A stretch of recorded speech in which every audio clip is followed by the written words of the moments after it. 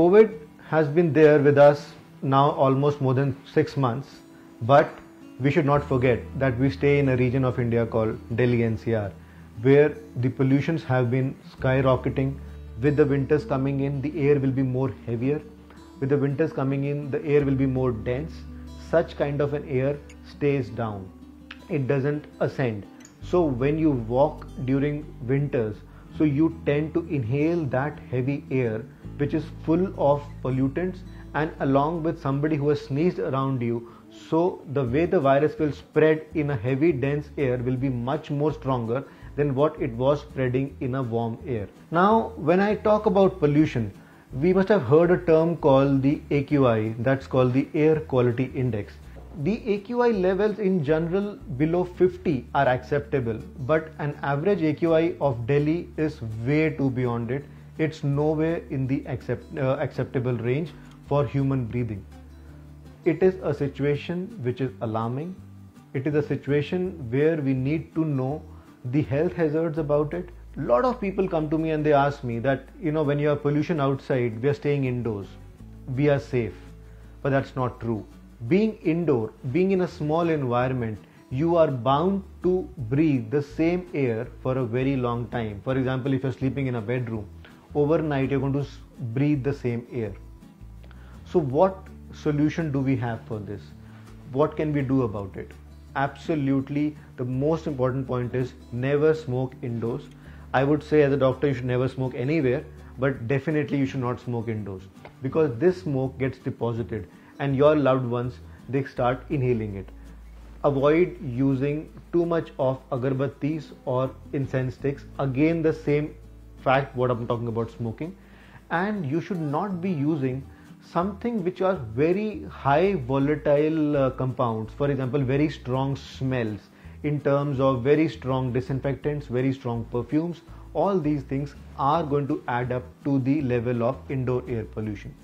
So there's a very common solution which we use is called the indoor air purifiers. The most important of those and the best, which what we recommend as doctors, are the ones which are based on the technology of HEPA filters. These filters are designed in such a way that once the air it sucks in, it crosses this filter, and because of the diffusion and the impaction, it can absorb to more than 99.9% of the pollution can be removed from your air.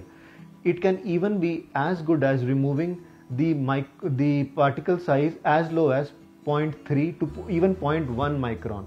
These are the things which you are not seeing around you, but they are actually there, and they are going to affect you. They enter through your nose, they go in your lungs, and through your lungs they enter your blood circulation and affect each and every organ of your body, right from the hair to a toenail. Everybody gets affected. Also, this device which we have to choose should have an advantage in a way that it should be controlled by your smartphones in today's day and age. It should be controlled by a remote control. It is going to be a boon for people with limited mobility, or for you when you're not around your kids. So you'll be able to control the device from your own phone by not being physically around the device. It should be designed in such a way that it should be placed at a single point and control or have the capacity to oscillate the air in the entire space. Even if your kids are around the device, there should be no scare of them getting harmed. So there should not be any blades, there should not be any sharp edges around the device so that they can injure themselves. And finally, now you have to monitor the air, what you're breathing. So this device should have a technology to display the quality of air. So by the display I mean it should in real time tell you what was the air quality index of your room before starting the air purifier, and what is the air quality of room after you have been in that room for some time with an air purifier switched on. So this is something called a real-time evaluation of an air purifier. So if you want to remain healthy, especially in this region of the country, now I would strongly suggest improve your habits in terms of not adding to the load of the environment, and till the time that this thing gets taken care of, you need to have your own solutions. So easiest solution, although you have to invest into it, but this is something like an investment in health.